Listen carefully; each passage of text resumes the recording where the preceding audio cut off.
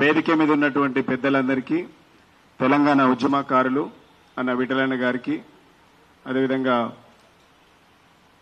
అన్న పృథ్వీరాజ్ గారికి, తమ్ముడు జనార్దన్, వాళ్ళ టీం అందరికీ, వేదిక మీద ఉన్నటువంటి అందరికీ పేరు పేరున నమస్కారాలు. అదేవిధంగా మీడియా మిత్రులకు, గ్రూప్ 1 అభ్యర్థులకు మద్దతుగా నిలిచినటువంటి ప్రతి ఒక్కరికి కూడా నమస్కారాలు తెలియజేస్తా ఉన్నా. నిజంగా చాలా బాధాకరమైనటువంటి అంశం. జనార్దన్ చాలా కాంగ్రెస్ గవర్నమెంట్ వచ్చినప్పటి నుంచి పాపం వాళ్ళు కొట్లాడుతూ ఉన్నారు. ఇలా కాంగ్రెస్ గవర్నమెంట్ నిలబడ్డదంటేనే మీ పుణ్యం అని నిలబడ్డది. అధికారంలోకి వచ్చిందే కాంగ్రెస్ పార్టీ కేవలం నిరుద్యోగులు కార్యకర్తల కంటే, కాంగ్రెస్ పార్టీ కార్యకర్తలన్నా పనిచేసిండ్రో నాకు తెలియదు కానీ, నిరుద్యోగులు కాళ్లకు బలపం కట్టుకొని మాకు ఎట్లనే చేసి ఉద్యోగాలు కావాలనేసి ఇలా కాంగ్రెస్ పార్టీ అలివికాని హామీలు ఇచ్చి అనేక భ్రమలు కల్పించి వాళ్ళను వాడుకొని వదిలేసినటువంటి సందర్భం మనకు చాలా క్లియర్ గా 16-17 నెలల నుంచి కనబడతా ఉన్నది. ఇలా నేను కాంగ్రెస్ పార్టీకి ఒకటే డిమాండ్ చేస్తా ఉన్నా. ఇదే ప్రెస్ క్లబ్ లా, ఇదే సోమాజిగూడల, ఇందిరా పార్క్ ధర్నా చౌక్ దగ్గర, అశోక్ నగర్ చివరస్తల, చిక్కడపల్లి లైబ్రరీ సెంటర్ల దగ్గరకు వచ్చినటువంటి పెద్ద పెద్ద మేధావులకు, పెద్ద పెద్ద లీడర్లకు సూటి ప్రశ్న వేస్తా ఉన్నాం ఈ వేదిక నుంచి మీడియా ద్వారా. ఆనాడు మేము అధికారంలోకి వస్తే 2 లక్షల ఉద్యోగాలు సంవత్సరం లోపల ఫిలప్ చేస్తామని చెప్పిండ్రు. వచ్చినాయా మీ 2 లక్షల ఉద్యోగాలు? ఇచ్చిండ్రా మీ 2 లక్షల ఉద్యోగాలు? మీరు ఇచ్చినటువంటి మేనిఫెస్టో ప్రకారం జనవరిలో ఏం ఉద్యోగాలు ఇస్తున్నారు, ఫిబ్రవరిలో, మార్చిలా, మేలా, ఇట్లా డిసెంబర్ వరకు మీరు మేనిఫెస్టోలో పెట్టిండ్రు. ఒక్క మేనిఫెస్టోలో మీరు పెట్టినటువంటి మేనిఫెస్టో ద్వారా మీరు ఇచ్చినటువంటి అసెంబ్లీలో ప్రకటన చేసుకున్నటువంటి దాని ద్వారానైనా నిజంగా మీరు 2 లక్షల ఉద్యోగాలు ఈ తెలంగాణ నిరుద్యోగకి ఇచ్చి, యువతకి ఇచ్చిండ్రా అని మేము ప్రశ్న వేస్తా ఉన్నాం. ఇలా అధికారంలో ప్రతిపక్షంలో ఉన్నప్పుడు బట్టి విక్రమార్క గారు మేము అధికారంలోకి వస్తే 1:50 కాదు 1:100 ఇస్తామని చెప్పిండు. 100 ఇస్తామని చెప్పిండు. ఇలా బట్టి విక్రమార్క గారికి మేము అడుగుతా ఉన్నాం, ఈ ముఖ్యమంత్రి రేవంత్ రెడ్డి గారికి మేము అడుగుతా ఉన్నాం, 1:100 ఇస్తామని ఓట్లు వేయించుకున్నావు. ఇలా 1:100 కాదు కదా, నిరుద్యోగులను పిలిచి మాట్లాడడానికి కూడా నీకు సమయం లేదా అని అడుగుతా ఉన్నాం. నిరుద్యోగులు అదే చిక్కడపల్లిలో లైబ్రరీలో చదువుతున్నటువంటి నిరుద్యోగులను మీరు రోడ్ల మీదకి వచ్చి మీ ముఖాలు చూసి ఎవడు నమ్ముతాడో లేదని చెప్పేసి ఢిల్లీకి వెళ్లి రాహుల్ గాంధీని పిలిపించుకున్నారు. ఎందుకంటే మీకు ఎవరికి పరపతి లేదు, ఇక్కడ ఏ లీడర్కి పరపతి లేదు. రాహుల్ గాంధీ వస్తాన్నా నిరుద్యోగ యువత, విద్యార్థులు, యువత అంతా నమ్ముతారని చెప్పేసి రాహుల్ గాంధీని తీసుకొచ్చి ధర్నా చేపించి అధికారంలోకి రాగానే ఉద్యోగాలు భర్తీ చేస్తామని చెప్పిండ్రు. ఇలా అదే నిరుద్యోగుల పైన అమ్మాయిలను కూడా చూడకుండా అర్ధరాత్రి 2010 ఉస్మానియా యూనివర్సిటీలో తెలంగాణ ప్రకటన వెనక్కి పోయినప్పుడు ఏ విధమైనటువంటి సంఘటన జరిగిందో యూనివర్సిటీలో, ఉస్మానియా యూనివర్సిటీలో అమ్మాయిలను చూడకుండా కర్కశంగా లాఠీ చార్జ్ ఏ విధంగా అయితే జరిగిందో ఆనాడు ఉస్మానియా యూనివర్సిటీలో, అంతకంటే రెట్టింపుగా అమ్మాయిలను కూడా చూడకుండా లైబ్రరీలకు వెళ్లి లాక్కొచ్చి గుంజి కొట్టినటువంటి సందర్భం ఈ తెలంగాణ రాష్ట్ర ప్రభుత్వం చేసింది. ఇలా గ్రూప్ 1 ఉద్యోగాలు మేము ఇస్తాం, 1:100 ఇస్తామని చెప్పిండ్రు. ఏది మీ 100? ఏది మీ ముఖానికి? కనీసం నిరుద్యోగులకు ఈ 16 నెలల్లో పిలిచి మాట్లాడలేనటువంటి సందర్భం తెలంగాణ రాష్ట్రంలో కనబడతా ఉన్నది. కనీసం వాళ్ళకి అపాయింట్మెంట్ ఇవ్వట్లేదు మీరు 16 నెలల నుంచి. వాళ్ళ సమస్య వినడం లేదు, మీరు వాళ్ళని సమస్య పరిష్కారాన్ని కూడా మీరు పిలవడం లేదు అని అంటే ఇంత అహంకారమైనటువంటి ప్రభుత్వం డెఫినెట్ గా ఈ నిరుద్యోగులు భవిష్యత్తును ఆగం చేసినటువంటి ప్రభుత్వం ఈ రాష్ట్ర ప్రభుత్వం. ఇలా మేము జీవో 29 తీసుకొచ్చినాం. ఎందుకంటే ఆ జీవో 55 తీసుకొచ్చినాం.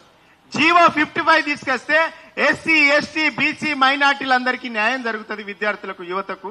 ఎందుకంటే 65 సంవత్సరాలుగా తెలంగాణ రాష్ట్రంలో తెలంగాణ ప్రజలు, తెలంగాణ నిరుద్యోగ యువత అంతా కూడా సమైక్య రాష్ట్రంలో నష్టపోయింది. ఇక్కడ ఉన్నటువంటి ఈ స్థానికులకు 95% ఇక్కడ స్థానికులకు ఉద్యోగాలు దక్కాలనేటువంటి ఉద్దేశం కొద్దీ కేసీఆర్ గారు ఈ నీళ్లు నిధులు నియామకాలతోనే ఈ తెలంగాణ ఉద్యమం జరిగింది.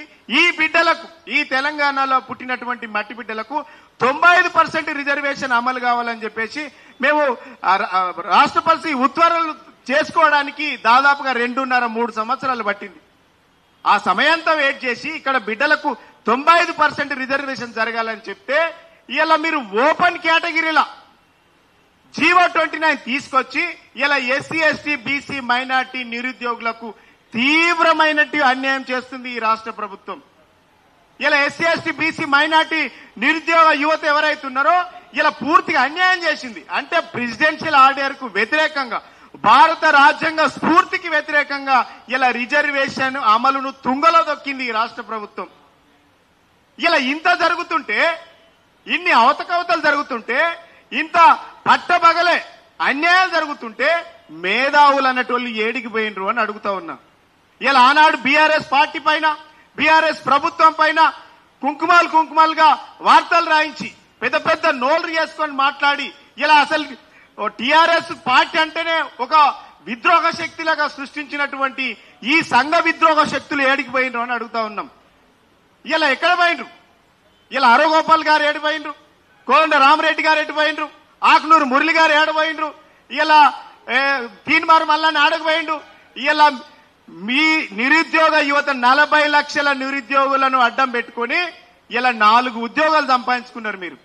ఈ 4 ఉద్యోగాలు వచ్చిన తర్వాత పదవులకు పెదవులు మూసి ఇలా నిరుద్యోగులను రోడ్డు మీదకి ఇచ్చి ఇలా మీరు క్యాబినెట్ లో కూర్చొని, సెక్రటరియట్ లో కూర్చొని జల్సా చేస్తా ఉన్నారు.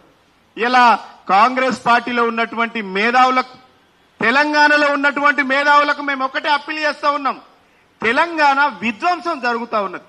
ఒక పక్క హైడ్రా, మరొక పక్క మూసి, మరొక పక్క లగచెర్ల, మరొక పక్క హెచ్సియు భూముల పేరిట ఇంత విధ్వంసం హైదరాబాదు జరుగుతూ ఉంటే అసలు ఈ మేధావులన్న వాళ్ళు ఎందుకు నోరు తెరుస్తలేరు? మేధావులన్న వాళ్ళు ఎందుకు పదవులకు అమ్ముడు పోయినరా? దేనికి అమ్ముడు పోయినరో ఇలా స్పష్టత రావాల్సినటువంటి అవసరం ఉన్నది. ఇలా విద్యా వ్యవస్థలో అవతకవతలు జరుగుతూ ఉన్నాయి, ఇలా ఉద్యోగాల అవతకవతలు జరుగుతూ ఉన్నాయి. ఇలా జీవో 55కి వ్యతిరేకంగా ఇక్కడ నిరుద్యోగులకు, విద్యార్థులకు, ఎస్సీ ఎస్టీ బీసీ మైనార్టీ విద్యార్థులకు వ్యతిరేకంగా, రిజర్వేషన్ కు వ్యతిరేకంగా, రూల్ ఆఫ్ రిజర్వేషన్ కు వ్యతిరేకంగా, రాజ్యాంగానికి వ్యతిరేకంగా ఇలా పోస్టులన్నీ అవతకవతలు జరుగుతూ ఉంటే ఎందుకు ఈ మౌనం? ఎందుకు మాట్లాడట్లేరు? ఎందుకంటే ఈ 50% ఎవరైతున్నారో అగ్రకులాలే వాళ్ళే విద్యార్థులు వస్తా ఉన్నారు. మరి ఎస్సీ ఎస్టీ బీసీ మైనార్టీ విద్యార్థులు ఏడకపోవాలి? రూల్ ఆఫ్ రిజర్వేషన్ ఎందుకు పాటించట్లేదు? ఇక్కడ మేము చాలా క్లియర్ గా ఇందిరా పార్క్ దగ్గర విద్యార్థులు నిరుద్యోగులు ధర్నా చేసినప్పుడు మేము చాలా క్లియర్ గా ఆ రోజు మాట్లాడినాం. జీవో 55కి వ్యతిరేకంగా 29 జీవో తీసుకొస్తుండ్రు అనేసి ఆనాడు అసెంబ్లీ వేదికగా మా హరీష్ రావు గారు పార్టీ నుంచి కేటీఆర్ గారు చాలా స్పష్టంగా మాట్లాడారు. ఇది ఎస్సీ ఎస్టీ బీసీ మైనార్టీ విద్యార్థులకు తీవ్రమైనటువంటి అన్యాయం జరుగుతా ఉందని మాట్లాడితే కాంగ్రెస్ పార్టీలో ఉన్నటువంటి ఎస్సీ ఎస్టీ బీసీ మైనార్టీ శాసనసభ్యుడు నోరు తెరవకపోవడం చాలా దురదృష్టకరం, చాలా అన్యాయం. ఎందుకు మాట్లాడరు? తెలంగాణ నిరుద్యోగంతా ఇంత ఆవేదనకు గురైతుంటే కాంగ్రెస్ పార్టీలో ఉన్నటువంటి ఎస్సీ ఎస్టీ బీసీ మైనార్టీ శాసనసభ్యులు, మండలి సభ్యులు ఎందుకు నోరిప్పట్లేదు? రిజర్వేషన్ అమలు కాకపోతే మాట్లాడరు, హైదరాబాద్ విధ్వంసం జరుగుతుంటే మాట్లాడరు, ఎస్సీ ఎస్టీ బీసీల పైన కేసులు పెడుతుంటే మాట్లాడరు. ఇదెందుకు? ఈ ప్రభుత్వం ఎందుకు? ఈ ప్రభుత్వం ఎందుకు మరి ఈ రాష్ట్రానికి?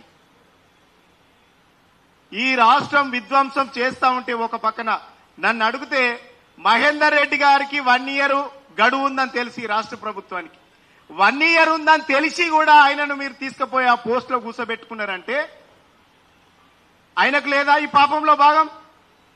ఆయన కూడా మా గత ప్రభుత్వంలో ఆయన డీజీపీగా పనిచేసింది కదా, మరి ఆయనను తీసుకొని ఎందుకు కూర్చోబెట్టుకున్నారు అక్కడ?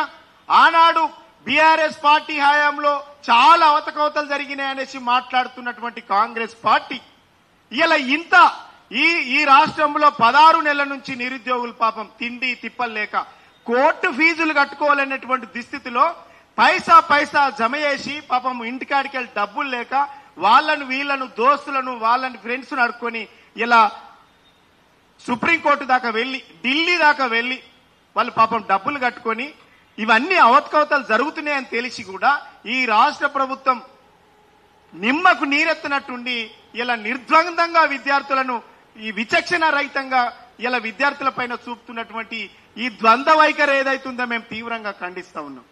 ఈ రాష్ట్ర ప్రభుత్వం ఇప్పటికైనా కళ్ళు తెరిచి ఈ నిరుద్యోగులకు, ఈ గ్రూప్ వన్ అభ్యర్థులకు న్యాయం చేయకుంటే బీఆర్ఎస్ పార్టీ ఈ నిరుద్యోగుల పక్షాన, గ్రూప్ 1 అభ్యర్థుల పక్షాన డెఫినెట్ గా పోరాటానికి శ్రీకారం చుడుతుంది. ఇలా ఎక్కడైతే మీరు కాంగ్రెస్ పార్టీని నమ్మి మీరు ఏదైతే వాళ్ళ కోసం మీరు పనిచేసిండ్రో వాళ్ళ నిజస్వరూపం ఏందో తెలిసిపోయింది, వాళ్ళ దొంగ రాజకీయం ఏందో తెలిసిపోయింది, వాళ్ళ దోపిడితనం ఏందో తెలిసిపోయింది. కాంగ్రెస్ పార్టీ అంటేనే చీటింగ్, కాంగ్రెస్ పార్టీ అంటే కరప్షన్, కాంగ్రెస్ పార్టీ అంటేనే కలెక్షన్. ఈ కలెక్షన్, కరప్షన్, చీటింగ్ ఈ కాంగ్రెస్ పార్టీని నడి బజార్లో నిలదీయాల్సినటువంటి బాధ్యత ఈ తెలంగాణలో ఉన్నటువంటి నిరుద్యోగులదన్న సంగతి గుర్తు చేస్తా ఉన్నా. ఇప్పటికైనా నిరుద్యోగులు అందరం ఏకమై ఈ కాంగ్రెస్ పార్టీ నిరుద్యోగ యువతకు, గ్రూప్ 1 అభ్యర్థులకు న్యాయం చేసే వరకు న్యాయ పోరాటం దిశగా బీఆర్ఎస్ పార్టీకి మీ అండదండగా ఉంటుంది. డెఫినెట్ గా రేపు జరగబోయేటువంటి సభలో కేసీఆర్ గారితో మాట్లాడించేటువంటి ప్రయత్నం మేము చేస్తాం. ఈ కాంగ్రెస్ పార్టీ దొంగ నాటకాన్ని కూడా మనం ఎండగట్టాల్సినటువంటి అవసరం ఉంది. ఆ రోజు మీరు ఎట్లయితే కాళ్లకు బలపం కట్టుకొని కరపత్రాలు పంచి కాంగ్రెస్ పార్టీకి ఓటేయించాలని మీరు ఎట్లయితే ప్రచారం చేసిండ్రు, ఇలా మేము రిక్వెస్ట్ చేస్తా ఉన్నాం నిరుద్యోగ యువతకు. ఇలా కాంగ్రెస్ పార్టీ చేసినటువంటి మోసాలను, దమన నీతిని, దమనకాండను, ఈ ద్వంద్వ వైఖరిని, ఈ పోస్టులు ఏ విధంగా ఇక్కడ అవతకవతలు జరిగినాయి, ఎందుకు జరిగినాయి, ఎవరి వల్ల జరిగినాయి, కనీసం సబ్జెక్టు పైన అవగాహన లేనటువంటి ప్రొఫెసర్లతోని, డిగ్రీ లెక్చరర్లతోని ఇలా పేపర్ కరెక్షన్ చేపించి, ఎవాల్యుయేషన్ చేపించి నిరుద్యోగులకు తీవ్రమైనటువంటి అన్యాయం జరిగిందని ప్రతి పల్లెకు, ప్రతి గడపకు చెప్పాల్సినటువంటి అవసరం ఉంది. ఎందుకంటే 10 సంవత్సరాల తర్వాత ఇలా గ్రూప్ 1 పరీక్ష పెట్టుకుంటే దాంట్లో కూడా ఎస్సీ, ఎస్టీ, బీసీ, మైనార్టీ విద్యార్థులు రాకపోవడం చాలా బాధాకరం. అంటే ఈ 30 మళ్ళొక 50 సంవత్సరాలు ఎస్సీ, ఎస్టీ, బీసీ, మైనార్టీ విద్యార్థులు, నిరుద్యోగులు, యువత అంతా కూడా కీలకమైనటువంటి పోస్టులకు దూరంగా ఉండబోతుండడానికి ఒక పెద్ద నిదర్శనం ఇది. నిరుద్యోగ యువతకు మేము పిలిపిస్తా ఉన్నాం, మీరు ఎక్కడున్నా సరే ఐక్యతతో కొట్లాడాల్సినటువంటి అవసరం ఉంది, ఐక్యతతో ఉద్యమించాల్సినటువంటి అవసరం ఉంది. ఐక్యతతో కాంగ్రెస్ పార్టీని నిందించి, నిలదీసి నడి రోడ్డు పైన ఎక్కడైతే మీరు కోల్పోయినరో అదే చివరస్తకు వచ్చి కాంగ్రెస్ పార్టీ ప్రభుత్వం చర్చలు జరిపే వరకు ఈ పోరాటం ఆపకూడదు. ఈ పోరాటానికి మేము సంపూర్ణమైనటువంటి మద్దతు తెలియజేస్తామని సందర్భంగా తెలియజేస్తూ జై తెలంగాణ. వాస్తవానికి 2 to 5 కొంత లేట్ వల్ల ప్రెస్ మీట్ స్టార్ట్ కావడమే 1:30 లేట్ స్టార్ట్ అయింది. ఇప్పుడు పెద్దలు పృథ్వన్న గారు, తుర్క నరసింహన్న గారు ఉన్నారు ఫైనల్ గా. ఒక్కసారి ఇప్పుడు డాక్టర్ పృథ్వీరాజ్ యాదవ్ గారు, తెలంగాణ క్రాంతి దళ రాష్ట్ర అధ్యక్షులు, నిరుద్యోగులందరికీ కొండంత